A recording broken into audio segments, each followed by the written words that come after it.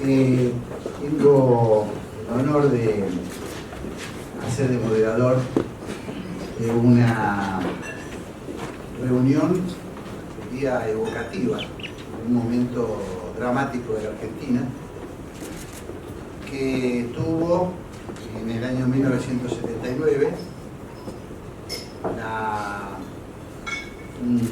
uno de los momentos que yo recuerdo de la dictadura argentina más patético, como hubiera sido el año anterior durante el campeonato de fútbol, donde se vio otra vez cómo la tragedia y la farsa suelen andar por veredas muy cercanas, ¿no? Y recuerdo muy bien la llegada de la Comisión Interamericana de Derechos Humanos, dependiente de la OEA de Argentina, y las voces y los gritos del festejo del campeonato juvenil que había ganado la Argentina, casualmente la selección juvenil argentina contra la Unión Soviética.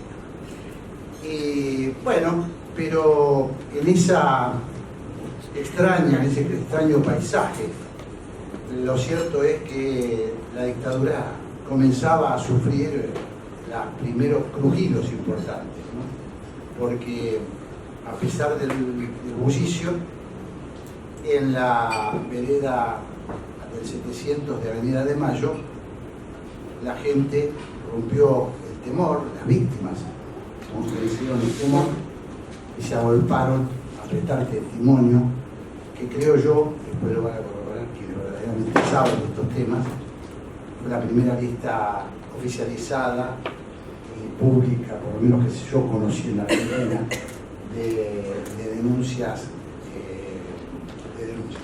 Ya me está retando Graciela, seguramente no, no, pero bueno, fue un momento que se pudo romper ese hermetismo de la dictadura. Así que conmemorar el 40 años de la visita de la Comisión Interamericana de Derechos Humanos, de la inspección, en realidad, de la Comisión a la Argentina, me parece que es un gran acontecimiento para narrar, un gran acontecimiento para narrar. Bueno, yo tenemos aquí, digamos, tengo la responsabilidad de presentar en principio a dos amigas, que quiero mucho, y voy a empezar por ellas, voy a empezar por las damas, como se hacía antes, como se hacía en una época. Graciela Fernández Mejía y Norma Morandini, las voy a presentar juntas porque me parece que tienen algo en común, que es cómo pasaron ambas del dolor al compromiso con los demás. Ambas recibieron golpes personales del autoritarismo brutal de la dictadura argentina. Graciela, el secuestro de su hijo Pablo; Norma, la desaparición de sus dos hermanos, Néstor y Cristina. Atravesaron el miedo, el dolor, la tristeza profunda, lo inimaginable. Pero ambas, y esto es lo que a mí me gusta destacar, recorrieron un camino que le da una dimensión extraordinaria al trayecto de estas dos mujeres. Desde su condición de familiares de víctimas, pasaron al compromiso profundo con la política. Hicieron de su dolor una herramienta que las proyectó al compromiso común. Me parece que ahí está la sabiduría de ambas. Graciela fue dirigente de la Asamblea Permanente por los Derechos Humanos, secretaria de la Comisión Nacional sobre la Desaparición de Personas, fue diputada nacional, fue senadora, fue ministra y hoy preside el Club Político Argentino. Norma, periodista y ensayista, fue también senadora nacional y hoy es titular del Observatorio de Derechos Humanos del Senado. Pero además, ambas son enormes intelectuales, es decir, que mientras procesaban sus historias personales, sus situaciones personales, se transformaron en intelectuales de fuste en la Argentina, ensayistas, autoras de importantes obras sobre el derecho a la vida, sobre la libertad, sobre la convivencia entre los diferentes. Y si le faltaba algún dato, algún ingrediente, por lo menos para mi enorme admiración de ambas, es que son personas que supieron transitar a contramano del sentido común,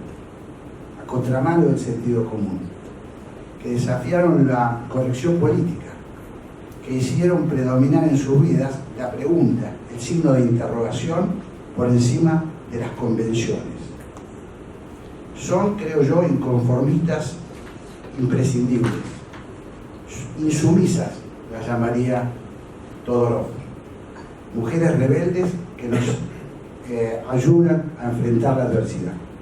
Por eso para mí es un honor hacer de moderador en esta conversación entre estas dos mujeres y tener como visitante también a Roberto Álvarez, ex especialista principal de Derechos Humanos de la Secretaría Ejecutiva de la Comisión Interamericana de Derechos Humanos entre 1976 y 1978, un hombre comprometido a la lucha universal en defensa de los más elementales derechos de las personas, aquellos derechos que enaltecen nuestra condición de seres humanos. Así que vamos a empezar con él, con este especialista dominicano que ha venido especialmente para estas jornadas y que me parece que va a ser muy ilustrativo para que podamos luego continuar con la conversación. Así que, doctor Álvarez, bienvenido a la Argentina y le cedemos el micrófono.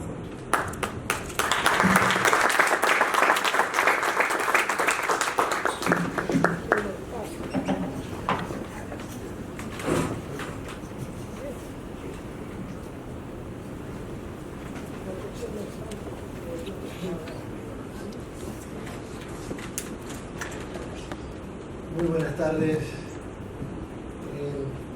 Quiero agradecer a CADAL y a su director, a Gabriel Salvia, por la invitación a participar en esta conferencia, este encuentro tan importante, en un día tan significativo como hoy, al cual recordamos a todas las víctimas del totalitarismo en el mundo. Un saludo afectuoso. Para mí es un gran honor compartir este momento con doña Graciela y doña Norma. Un saludo afectuoso. Gracias, Jorge, por tu moderación. Lamento mucho que el Mundo Vargas Carreño, por motivos de salud, no haya podido acompañarnos. El Mundo fue mi jefe, era el secretario ejecutivo de la Comisión Interamericana de Derechos Humanos y él lideró desde la Secretaría Ejecutiva la visita a El Salvador en septiembre de 1979. Debo aclarar que yo estaba a cargo de los asuntos argentinos desde julio del 1976 hasta diciembre de 1978, cuando yo renuncié a la Comisión Interamericana de Derechos Humanos. Tenía muchos deseos de venir a la visita, pero yo estaba de candidato a la Comisión Interamericana de Derechos Humanos, elección que se iba a celebrar en junio del 79, y consideré mejor salir de la comisión para evitar un conflicto de interés. Lamentablemente no salí electo en esa elección y por eso no pude venir a la visita.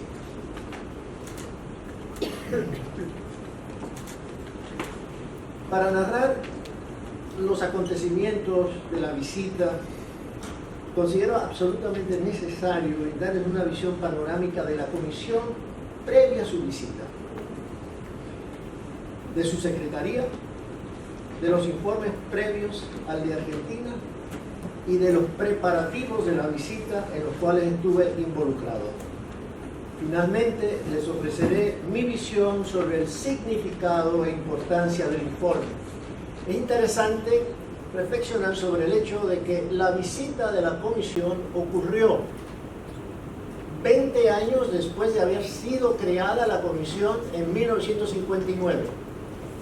Ha transcurrido el doble de tiempo desde entonces hasta ahora de cuando la comisión estuvo acá desde su creación. La Comisión Interamericana de Derechos Humanos fue creada, como dije, en 1959 e integrada a partir del 1960 por comisionados de corte bastante conservador, cuyo enfoque principal en relación a los derechos humanos se encontraba fuertemente matizado por el contexto de la Guerra Fría. Fue con el ingreso del uruguayo Justino Jiménez de Arechaga en 1968, el venezolano Andrés Aguilar en 1972 y el estadounidense Tom Farrer en 1976 que la comisión recibió un dinamismo vital en el impulso de los derechos humanos como valor primario sobre ideologías políticas. Don Justino fue clave para los primeros dos informes sobre Chile de 1974 y 1976, y Aguilar y Farrer para el de Argentina de 1980. La Secretaría Ejecutiva de la Comisión. La Secretaría había estado bajo el mando del boliviano Luis Reque desde su creación en 1960 hasta que a principios de 1976 Reque fue acusado por una abogada de la Secretaría de acoso sexual, siendo su testigo principal otro abogado de la Secretaría. El Comité de Disciplina, que por casualidad yo formé parte de ese Comité de Disciplina, por eso conozco los hechos tan íntimamente, que escuchó el caso, consideró creíble la denuncia de acoso y solicitó al secretario general Alejandro Orfila la destitución del secretario ejecutivo. Después de la separación de Reque de la Secretaría en junio de 1976, el presidente de la comisión solicitó a Orfila trasladar a otras dependencias de la OEA a los otros dos abogados involucrados en el conflicto, es decir, a la denunciante y al testigo. De buenas a primera, la Secretaría de la Comisión pasó de tener 4 abogados a solo 1 en julio de 1976. La reconstrucción de la Secretaría ocurrió en buena medida bajo el esfuerzo que desplegó ese único joven abogado que quedó en la Secretaría, Charles Moya, incluyendo mi traslado de jurídico en la OEA a la Secretaría de la Comisión. Eso ocurrió un mes después, más o menos en julio, hacia agosto de 1976, cuando se arreciaban las denuncias de violaciones de derechos humanos desde Argentina. Justo en ese momento, un asesor legislativo del senador Ted Kennedy, Mark Schneider, logró incluir en la Ley de Asistencia Exterior de Estados Unidos una apropiación extraordinaria de $450,000 destinada exclusivamente a la Comisión Interamericana de Derechos Humanos. Esa infusión de dinero, la primera donación directa, fue un golpe de oxígeno para la comisión, pues pudo aumentar el número de abogados inmediatamente a 5. La contratación de Edmundo Vargas Carreño en septiembre de 1977 como secretario ejecutivo de la comisión fue clave, pues Edmundo le imprimió a la Secretaría liderazgo, visión y efectividad que hasta ese momento carecía. Los informes de país previos. El primer informe de país que la comisión preparó fue sobre Cuba, publicado en 1962. Desde ese año hasta 1970, la comisión emitió 8 informes, 4 sobre Cuba, 2 sobre República Dominicana, 1 sobre Haití y otro sobre El Salvador y Honduras en relación al conflicto armado que había ocurrido entre esos dos países en julio de 1969, llamado la Guerra del Púrpura. Como se puede notar, los informes versaban sobre los países más pequeños de la OEA. Los informes más significativos adoptados por la Comisión en la década del 70, antes del argentino, fueron los 3 informes sobre Chile, de 1974, 76 y 77, así como el de Nicaragua de 1978. Hasta el segundo informe de Chile, de 1976, los derechos examinados en los informes habían variado considerablemente, lo cual es fácil de notar en los índices. Sin embargo, a partir de ese segundo informe sobre Chile, obra de Justino Jiménez de Aréchaga, se estandarizó la clasificación de los derechos bajo análisis en los informes de país con mucho menor variación de un informe a otro. Este fue el modelo que se usó para el caso de Argentina, con la salvedad del tema de los desaparecidos, aspecto que trataré más adelante. El informe de Argentina. Desde que inicié mis labores como especialista principal en derechos humanos en la Secretaría, en agosto del 76, se recibían a diario numerosas denuncias de violaciones de derechos humanos desde Argentina. El volumen de estas aumentaba exponencialmente cada mes, opacando la magnitud de peticiones que recibíamos de cualquier otro país. De hecho, la Comisión nunca había recibido un cúmulo de denuncias de tal magnitud que prácticamente desbordaba la capacidad de la Secretaría. La Comisión hasta llegó a contratar a expertos independientes para la preparación de proyectos de informes, como a Robert Goldman para el caso de Uruguay, informe publicado en enero de 1978. Comenzamos a clasificar las denuncias recibidas desde Argentina e inmediatamente se hizo evidente que el grueso de estas se refería a detenciones y posterior desaparición de personas. Hechos que ocurrían siguiendo un patrón sistemático con características similares, hoy ampliamente conocidas. Se abrieron cientos y cientos de casos hasta sobrepasar los miles. Las lacónicas y cortantes respuestas del gobierno a las partes pertinentes de las denuncias que la Comisión le trasladaba cuando respondía el gobierno, también mostraron otro patrón sistemático, uno que revelaba, entre otros aspectos, el intento de ocultar los hechos por parte del gobierno.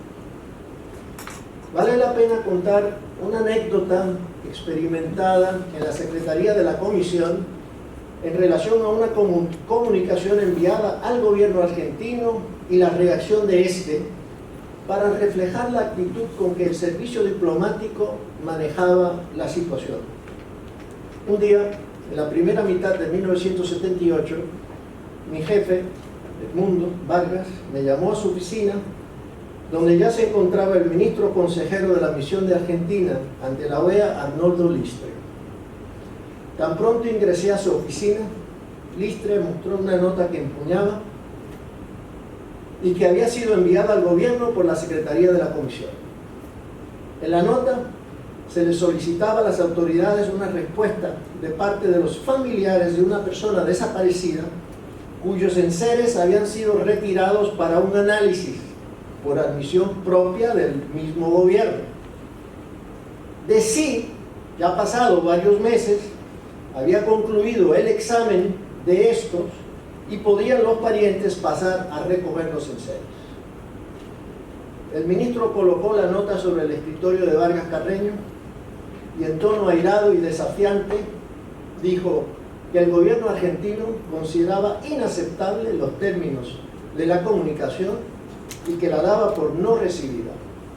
Listre dio media vuelta y se marchó. Hoy sabemos que se montaron inmobiliarias para la venta de los enseres e inmuebles saqueados a los detenidos, como relata Horacio Verbitsky en El Vuelo, de acuerdo al testimonio de Adolfo Silingo, quien guarda prisión hoy en España. Ante el desconcertante volumen de comunicaciones y la gravedad de los hechos denunciados, la Comisión decidió desde 1977 solicitar al gobierno la anuencia para llevar a cabo una visita in loco para constatar sobre el terreno la situación de los derechos humanos en Argentina.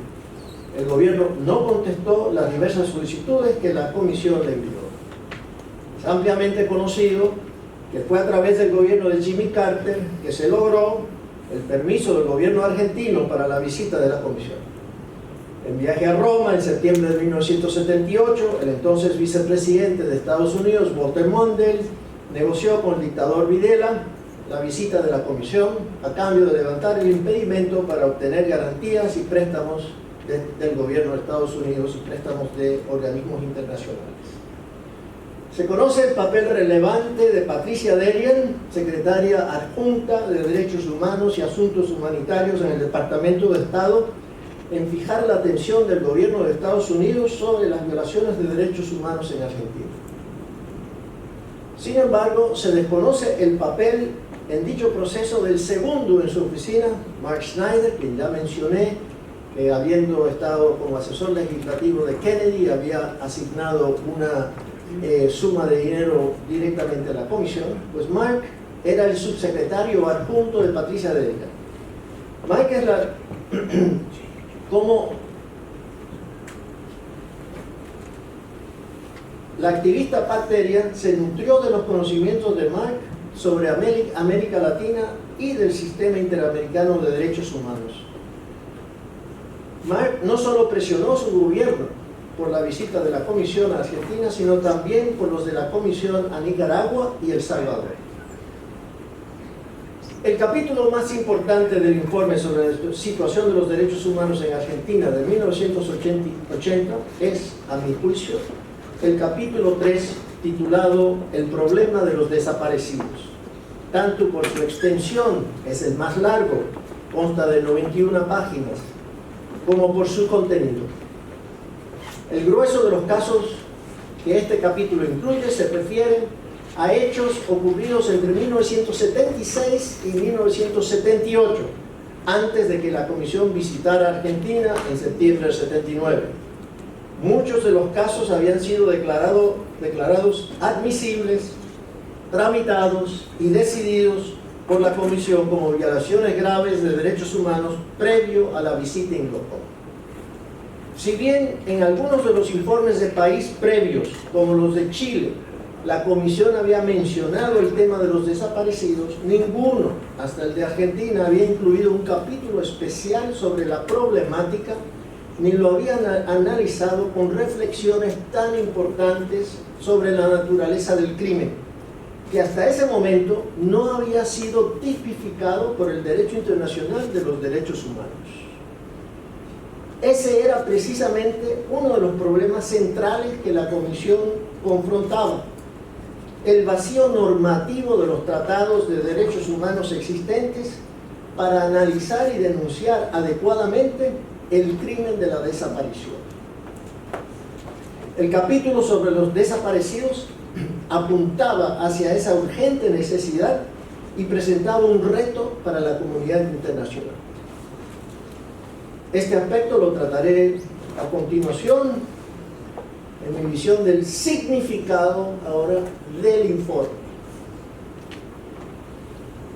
Para mí el informe sobre Argentina ha tenido múltiples significados y proyección en los 40 años transcurridos, pero yo quisiera concentrarme en tres aspectos que considero de importancia cardinal.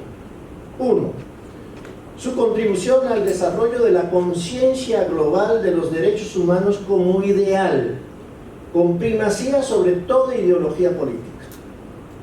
Dos, a la presencia y contribución de Argentina al avance de los derechos humanos en la región y internacional, pero me voy a concentrar sobre la región. Y tres, al desarrollo del concepto de la desaparición forzada como crimen de lesa humanidad. Primero, en su excelente libro titulado La última utopía, los derechos humanos en la historia, el académico Samuel Moyn desarrolla una tesis novedosa en relación a la evolución de los derechos humanos.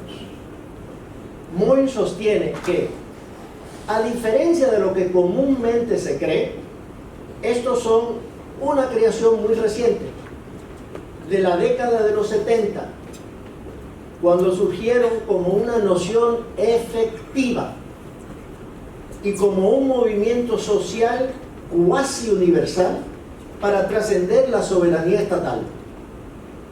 y formar un léxico moral que buscaba escapar del radicalismo político propio de la Guerra Fría. Moy postula que, ante el fracaso y colapso de las ideologías que se proyectaron como utopías previas, pero resultaron en tragedias, la única y verdadera brújula moral, los derechos humanos, surgió como alternativa, la última utopía, a mediados de los 70, después de haber permanecido dormidos o latentes durante las décadas de los 50 y 60. Sin suscribir necesariamente la tesis central de Moy, existe sin duda bastante evidencia de que a mediados de los 70 se generó a nivel internacional un movimiento social trascendiendo gobiernos y organismos internacionales que promovió los derechos humanos como objetivo propio, con una efervescencia no vista antes. Moy propone varias hipótesis como causas, pero en mi opinión, este activismo tuvo un impulso muy importante que Moy no menciona en la llamada tercera ola democrática, teoría desarrollada por el académico estadounidense Samuel Huntington, que se inició con la Revolución de los Claveles en Portugal en abril de 1974 y que se propagó a través de América del Sur a principios de los 80. El informe de la Comisión sobre Argentina, publicado en el 80, y el informe Nunca Más de la Comisión Nacional sobre la Desaparición de Personas, publicado en 1984, se insertaron en esta ola de efervescencia global con contundencia y dieron, desde el retorno a la democracia en Argentina en octubre de 1983, un impulso vital al movimiento renovador de los derechos humanos a nivel internacional. Segundo, desde el reinicio de la democracia, Argentina ha sido un baluarte y referente para la promoción y protección de los derechos humanos, sobre todo en la región. La voz de Argentina en la OEA ha militado proactivamente en la vanguardia de la defensa de los órganos de derechos humanos de la organización, tanto en el fortalecimiento de sus normas como freno ante los intentos de recortarlas. Argentina ha también establecido considerable jurisprudencia nacional en materia de derechos humanos que ha servido de referente para la región y a la vez ha sido pionera en incorporar la jurisprudencia de la Comisión y de la Corte Interamericana de Derechos Humanos, tanto a nivel constitucional como de su legislación adjetiva. Además, ha sido instrumental en la creación de mecanismos innovadores como la cláusula de derechos humanos del Mercosur. Asimismo, vale la pena resaltar que desde el retorno a la democracia en Argentina se creó, bajo la dirección de Mónica Pinto, la primera cátedra de derechos humanos en América del Sur, la cual fue instrumental para la profesionalización de las nuevas generaciones de defensores de derechos humanos, dato que le debo al amigo Santiago Cantón. Por otro lado, nacionales argentinos han desempeñado puestos de máxima relevancia en los órganos regionales de derechos humanos, avanzando de manera importante su agenda. A título de ejemplo, resalto las contribuciones de Juan Méndez y Víctor Abramovich en la Comisión y de Jorge Tajani y Santiago Cantón en la Secretaría Ejecutiva de la Comisión. Tercero y último, las primeras denuncias de desaparición forzada en números importantes que recibió la Comisión emanaron de Chile, como dije anteriormente, después del derrocamiento de Allende en septiembre del 73. Sin embargo, la cantidad de casos denunciados desde Argentina eclipsaron muy rápidamente todas las cifras previas, forzando a la comunidad a iniciar un proceso de profundo cuestionamiento y sensibilización sobre este grave problema. Fue primordialmente a través de la lucha y presión de los familiares de los desaparecidos en Argentina y de diversas organizaciones nacionales e internacionales que se mantuvo vigente esa búsqueda. Gracias a personas como Graciela No, voy a terminar todavía, no. Gracias a las personas como Graciela y Norma, exactamente por esto, en recuerdo de Pablo, de Néstor y de Cristina. El dilema que enfrentaba el derecho internacional de los derechos humanos era que no existía claridad conceptual, mucho menos una tipificación, no existía siquiera acuerdo sobre cómo denominar el delito. Se hablaba, entre otros calificativos, simplemente desaparecido, detenido desaparecido, desaparecido involuntario, etc. Gradualmente comenzó a emerger un consenso, el cual, y voy a saltar, llevó eventualmente a que en la OEA, en 1994, se aprobó la Convención Interamericana sobre Desaparición Forzada de Personas, el primer tratado sobre la materia, confirmando en sus normas la jurisprudencia de la Corte Interamericana de Derechos Humanos de que el delito de la desaparición forzada será considerado continuado o permanente mientras no se establezca el destino o paradero de la víctima. Finalmente, en la ONU también, en 2006, se adoptó la Convención sobre Desapariciones Forzadas, y la cual entró en vigor hace simplemente 9 años atrás, 2010. Todo esto es en buena medida obra de ese informe sobre Argentina. Como podemos ver, el informe sobre Argentina, como resultado de la visita de 1979, tiene un origen asombroso, casi milagroso, por las condiciones en que se encontraba la Comisión y en particular su Secretaría en 1976. No cabe duda alguna que el significado y proyección del informe en estos últimos 40 años se ha debido primordialmente a la acción mancomunada de miles de argentinos que, después de tanto sufrimiento, tomaron el estandarte de los derechos humanos como su bandera de lucha y sin cejar la han avanzado con lozanía y gallardía ante todo reto. Finalizo mis palabras recordando las del profesor Ben Zion Dinur, inscritas en el Museo Yad Vashem en Jerusalén. Cito: si queremos vivir y entregar vida a nuestros hijos, si creemos que vamos a allanar el camino hacia el futuro, entonces debemos, primero que todo, no olvidar. Muchas gracias. A todos, gracias Gabriel por haber organizado esto.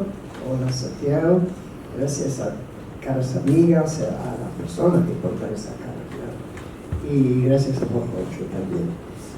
Y además a Roberto Álvarez, que nos dio un buen marco de qué estaba pasando con la comisión en ese momento, que también tenía sus propias penurias, y por cierto no voy a comparar con las nuestras. Yo voy a hablar de lo que estaba pasando en la Argentina con relación a la Comisión Internacional de Derechos Humanos. Primero que nada tengo que destacar una cuestión. La mayor parte de los desaparecidos pertenecían a lo que se podría determinar clase media. En muchos de los casos los padres éramos clase media profesional. ¿Por qué pongo esto? Porque esto hace diferencia, por ejemplo, con Guatemala y con otros países, donde hubo un gran número de desaparecidos, pero no la capacidad de recurrir a los instrumentos y herramientas a los que nosotros sabíamos que podíamos recurrir, desde el habeas corpus interno hasta recursos administrativos en la Corte Suprema, que por supuesto no tenían las respuestas que tenían que tener, pero que eran recursos que empujaban, como recurrir a la OEA y a las Naciones Unidas. Esto hace diferencia. Uno puede decir, es igual para todos, existían para todos. Sí, pero era inequitativo. No todos los familiares sabían que eso existía, no todos los familiares tenían las herramientas intelectuales y profesionales para hacerlo. Y esto hay que destacarlo. En nuestro caso, para cuando empezamos a hablar de la visita de la Comisión Internacional de Derechos Humanos, quien empujó muy fuerte esto fue Emilio Mignone, porque Emilio además lo conocía a Vargas Carreño, es decir, tenía conocidos porque él había estado trabajando en Estados Unidos en organización en la OEA, en una situación de trabajo relativo con ella, y nos impulsaba a que recomendáramos mandar las denuncias a Washington, a donde tenía la sede la OEA. A tal punto que, como era lógico, muchos familiares tenían miedo, porque en el sobre, que eran por avión, se mandaban, había que poner el remitente. Entonces nosotros les pedíamos que nos los trajeran a nosotros y nosotros los reenviábamos desde la Asamblea Permanente por los Derechos Humanos, y lo hizo privilegiadamente. No es que los otros organismos no lo hicieran, sino que teníamos una infraestructura más completa como para poder atender a los familiares que venían todos los días con denuncias y además con estos trámites tanto de habeas corpus como de enviar denuncias al exterior. Yo sé, porque hablé con gente que vino en esa comisión y hablé después, al año siguiente, cuando se hizo el informe, que el informe que se hizo sobre la Argentina fue bastante inusual para lo que eran los informes de la Comisión Interamericana de Derechos Humanos. Tengo que decirles que para cuando Videla aceptó invitar, y Viola empujó mucho en ese sentido, porque no se va, la gente joven no lo sabe, pero Viola era un general que se preparaba para ser presidente y que se preparaba también para un momento de dictadura blanda y que empujaba para que en el mundo cambiara la imagen de la Argentina. A eso había contribuido el Mundial del 78, según lo que creían, pero también iba a contribuir si venía la Comisión Interamericana de Derechos Humanos, se entrevistaba con las autoridades, le dejaban visitar 1 o 2 lugares que estaban denunciados como centros clandestinos, se iba, hacía un informe liviano y se acababa el problema. Esa era la visión que tenía el gobierno. Pero también vos, Roberto, nombraste a Orfila. Orfila era el secretario general de la OEA, pero también era embajador plenipotenciario en Estados Unidos. Orfila al principio fue atendiendo a estas necesidades hasta que vio la avalancha de denuncias, e incluso, porque nosotros cuando supimos que para junio del 79, después fue septiembre, iba a venir la CID, había habido la invitación. Desde enero de ese año nos pusimos a trabajar, un grupo de gente, para armar nuestro propio informe.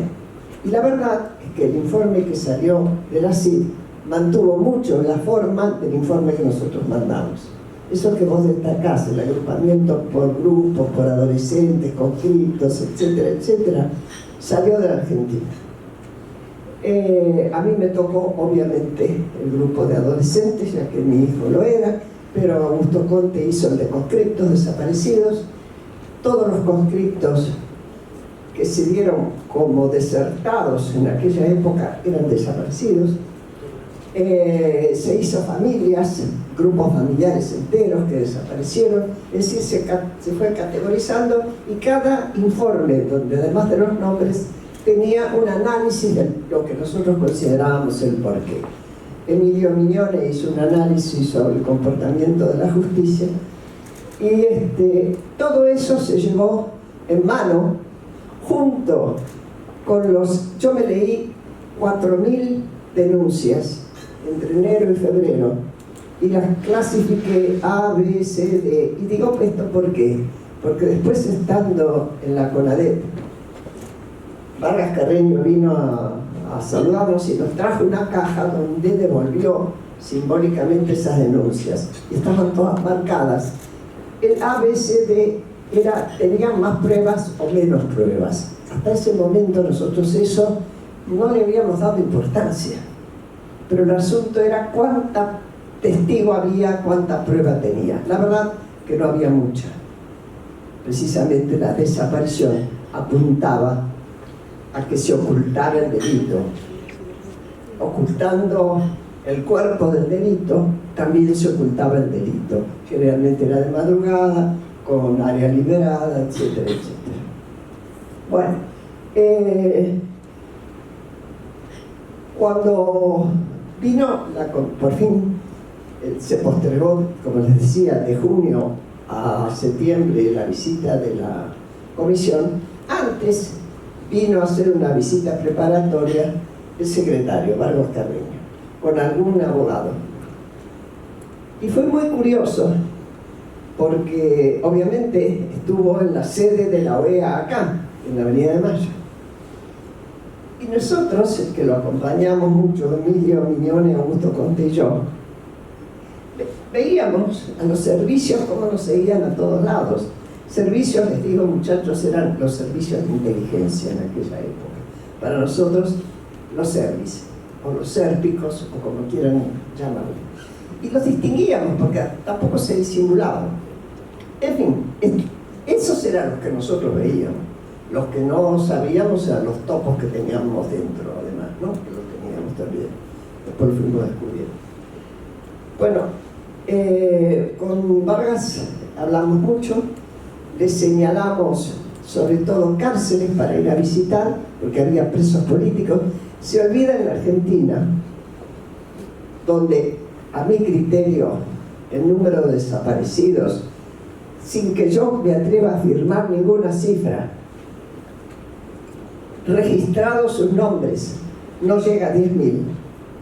Hubo 9.000, casi 9.000 presos políticos.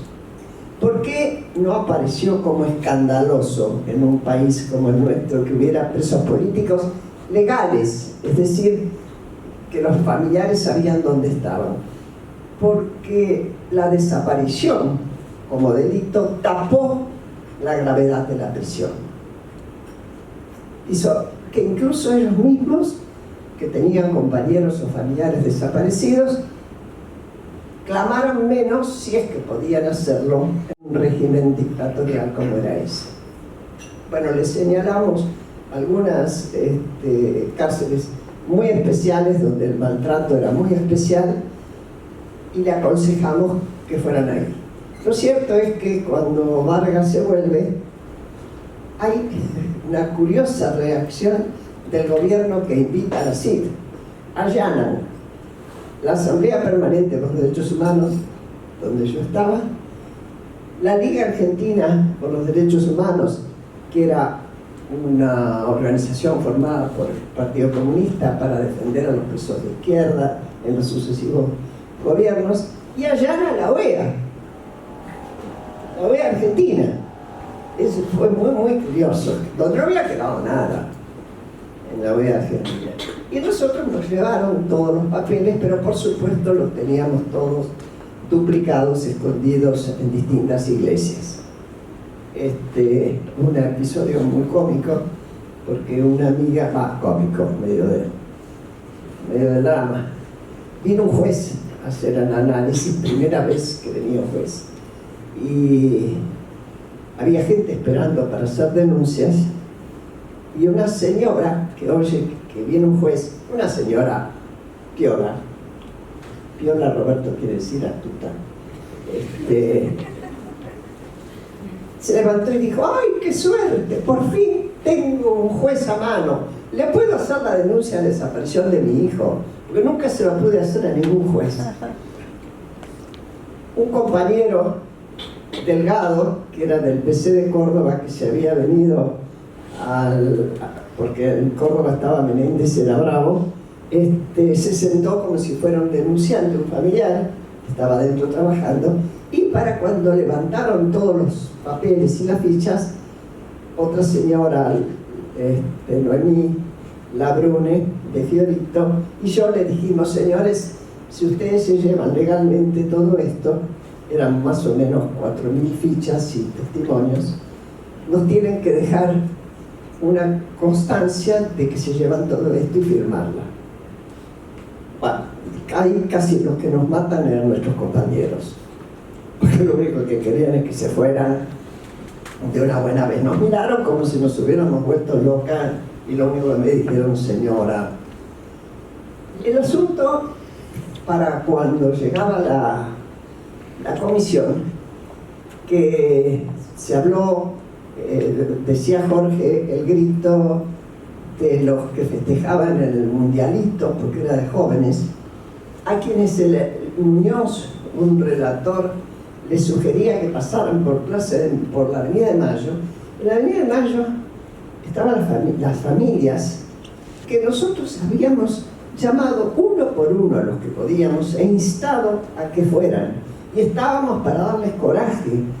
Cuando yo llegué, muy temprano, tenía mucho miedo de que no hubiera nadie, porque había que hacerlo en la calle y exponerse.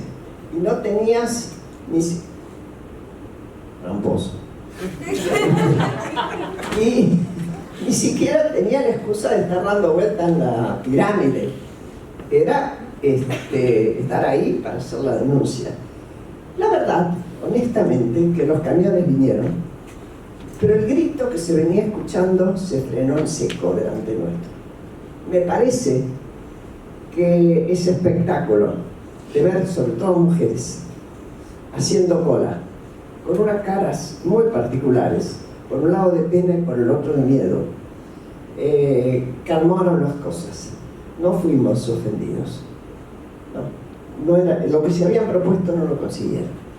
Bueno, se tomaron todos los testimonios, no hubo una lista por parte de la CID. La CID, por eso te hice el gesto, la CID no hizo una lista pública de las denuncias que había recibido. Los que sí llevábamos lista, y la última vez que se publicó, la nuestra, fue de 2.500 nombres en abril del año 78 y lo publicamos los organismos. La llevábamos en la asamblea, esa lista, y la imprimíamos en nuestra propia prensa porque nadie nos quería imprimir. Realmente, cuando escribí la historia de los derechos humanos, fui marcando hitos, momentos bisagra. Cuando uno los vivía no se daba cuenta de que eran así. Mirando la historia, ese fue un momento bisagra. Ese fue un momento bisagra. ¿Por qué? Porque al año siguiente, en el 80, en Estados Unidos, se dio el informe de la OEA. Y ahí estuvimos unos cuantos familiares a quien America's Watch les prestó la credencial para que pudiéramos entrar. Y leímos un informe duro, aunque no se llegó a la condena.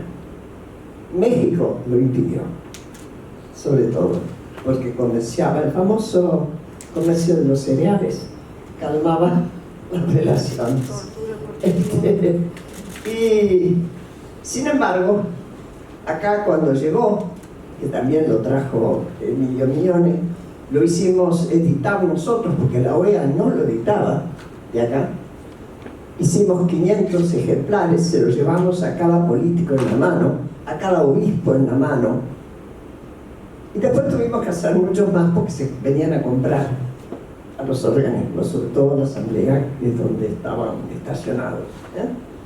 Es decir, que interviniera un organismo internacional en un asunto que se resolvía mal, no se resolvía entre la autoridad que había usurpado el gobierno y la gente que había dejado de ser ciudadano, porque había perdido sus derechos, como era nuestro caso, y los desaparecidos, ingresa el tercero, que es quien trae otra ley desde afuera. Hoy, hace 25 años que se reformó la Constitución en el 94.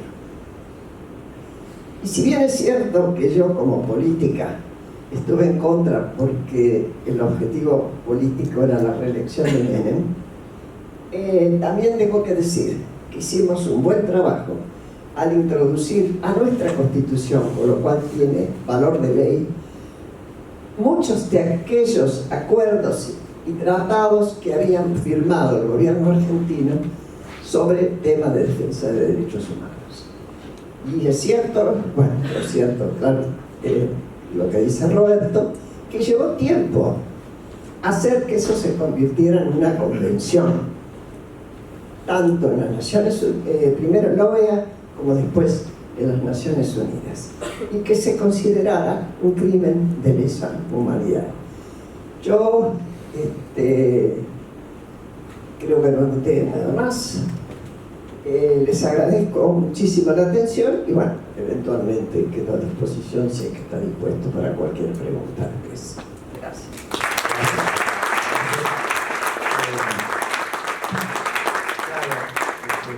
En la corrección que me hiciste, yo me refería, o me quise referir, a que fue la primera vez que teníamos una cifra, me parece, por lo menos de denuncias, ¿no?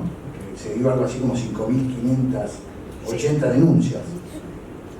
Sí, pero tenés razón, claro, por supuesto. Bueno, Norma Morandini, tenés la palabra. Muchísimas gracias por la invitación, pero sobre todo, muchísimas gracias, Graciela. Yo viví en el exilio cuando vino la comisión y siempre conservé el relato de mi madre, que recordaba que cuando estaban en la avenida de Mayo, esperando hacer testimonio de la desaparición de su hijo, mis dos hermanos menores, Néstor y Cristina, había muchos chiquilines que en la época todavía usaban el saquito azul del colegio secundario y el pantalón gris, y les gritaban anti-Argentina, un poco reproduciendo la campaña que había en los medios contra la visita de la comisión. Desde entonces siempre hago cuentas. ¿Qué edad tendrán hoy esos muchachitos adolescentes que gritaban contra las madres? Y después, cuando se fue revelando todo lo que sucedió, y no quiero hacer psicologismo barato, pero a veces pienso que la sobreactuación que se hace muchas veces con los derechos humanos tal vez tenga que ver con esa culpa no reconocida, porque para los más jóvenes ya tenemos que marcar como diferenciación de lo que pasó en nuestro país es que todo fue clandestino. Y ese carácter clandestino llevó a que, si uno siempre pensó que la luz de la democracia era lo que iba a ir revelando toda esta oscuridad que nos dejó la dictadura, después vino el juicio, que reconstruyó el rompecabezas macabro del terrorismo de Estado, todo ese proceso. Por eso digo, poco puedo hablar de la comisión, pero sí quiero compartir con ustedes algunas de las reflexiones.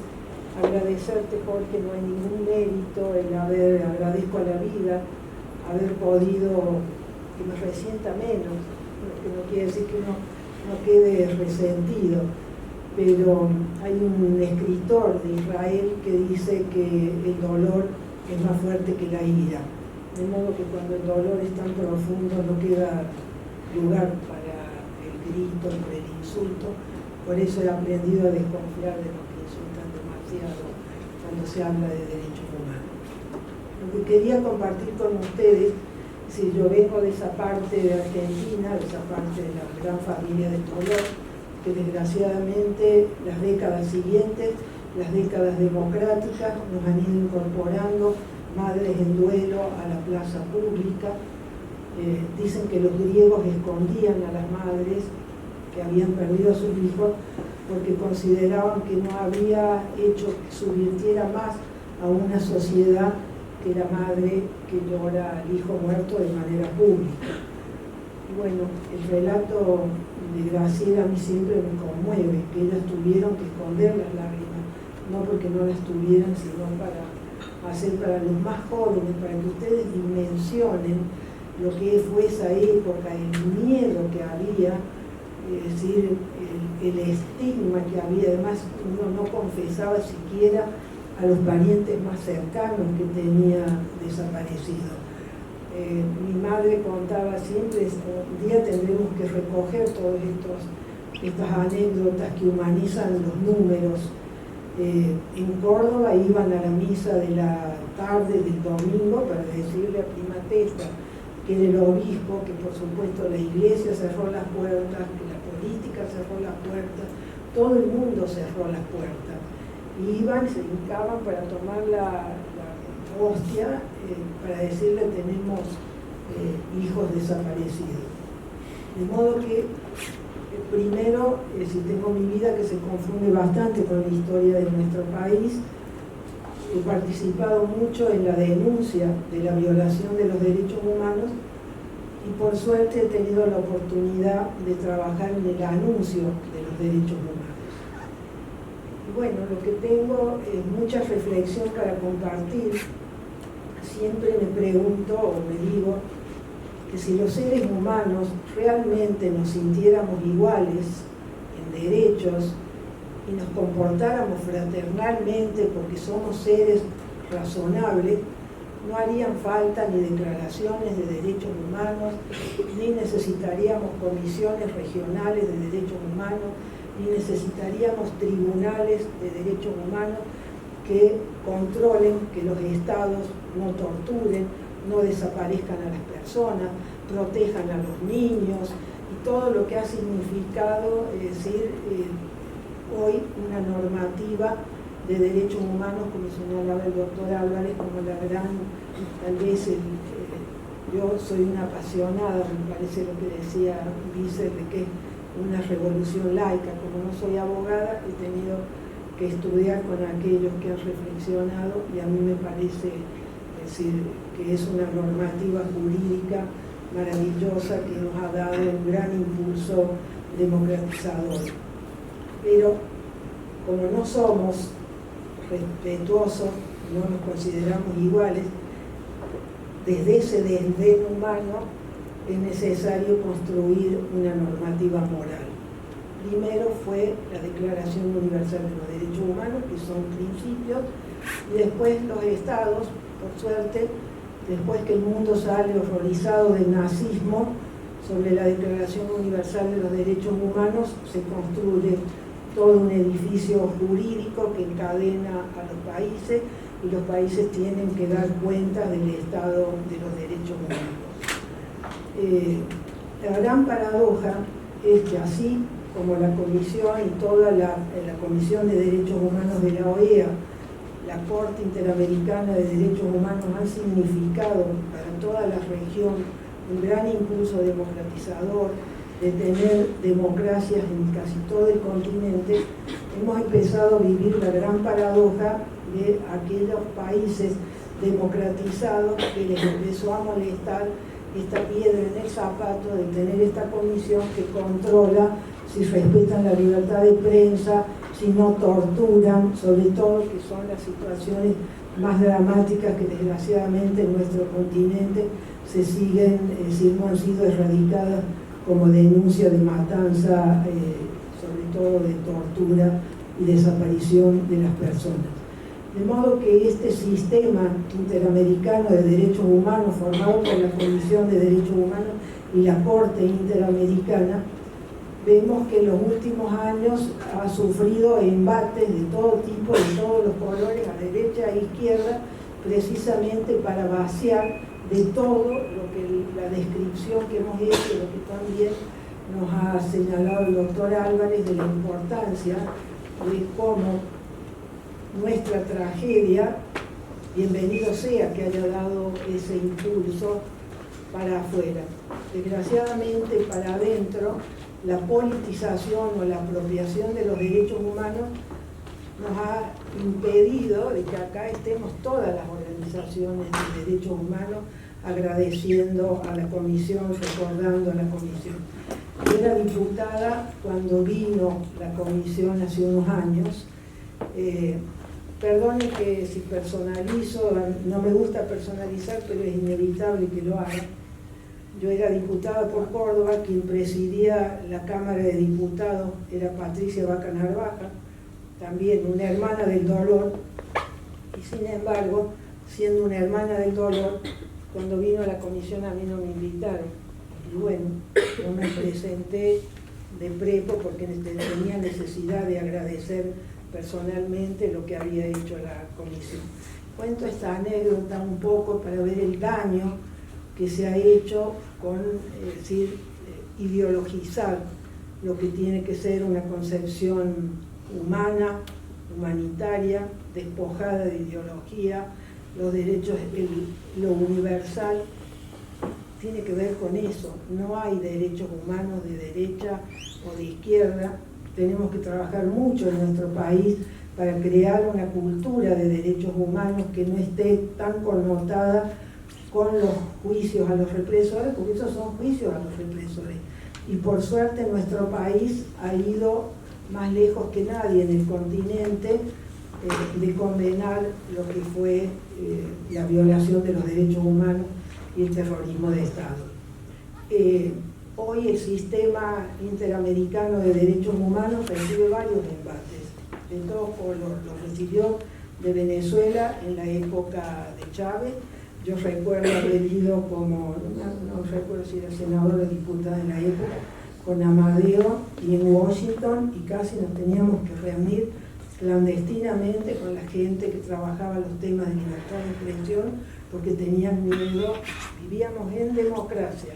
Nosotros llevábamos las denuncias de lo que pasó en la época del kirchnerismo en relación al no respeto a la prensa y las violaciones vinculadas a la libertad de expresión.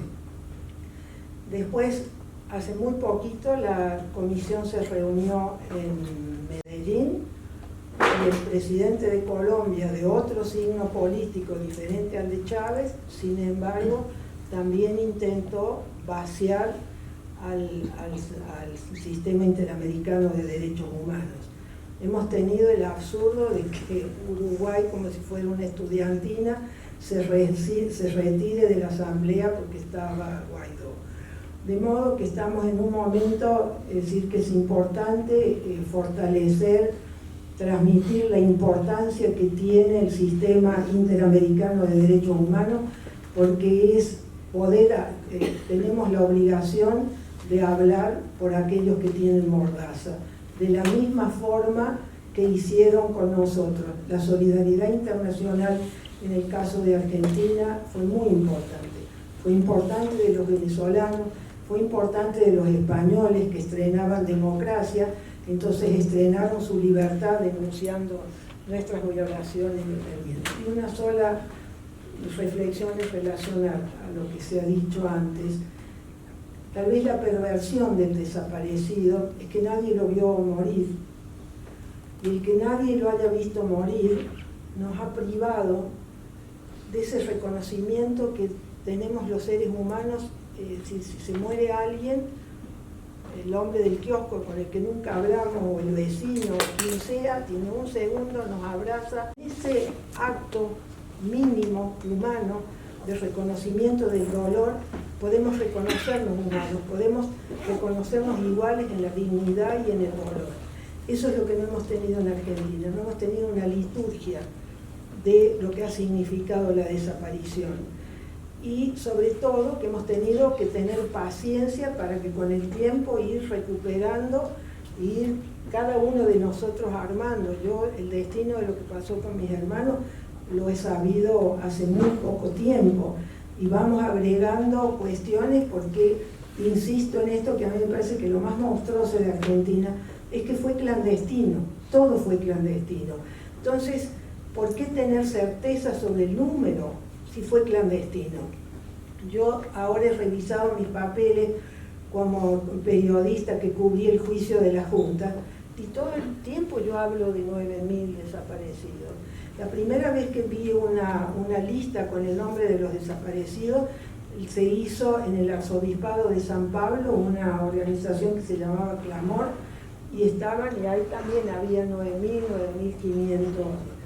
Entonces, si yo reconozco y admiro y respeto y quiero a Graciela por decir cómo el compromiso con la verdad para aquellos que hemos sido despojados, es decir, que hemos sido víctimas, tal vez el mayor compromiso sea ese, de poder evitar que nuestro país vuelva a descarriarse, porque se hablaba de la memoria. ¿Por qué recordar? El sentido de la memoria es el nunca más.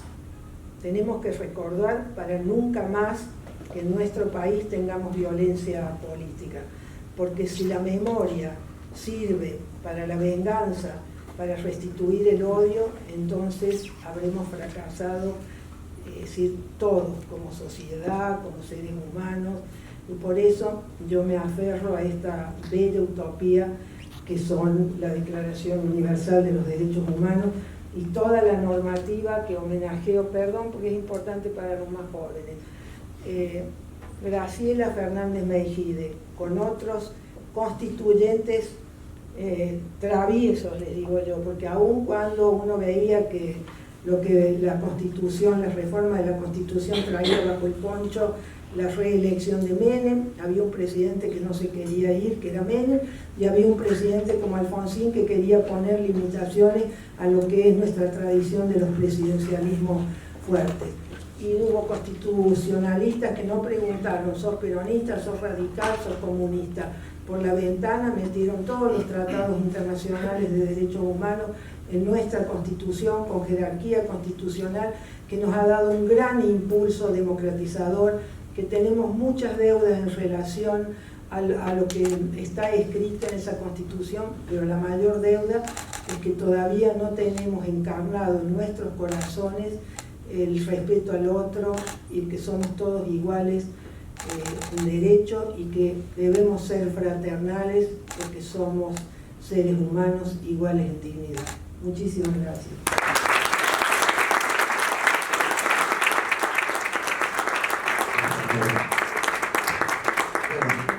Me parece que hemos tenido tres visiones muy apasionantes de un acontecimiento que seguramente muchas de las personas que están acá tenían poca referencia.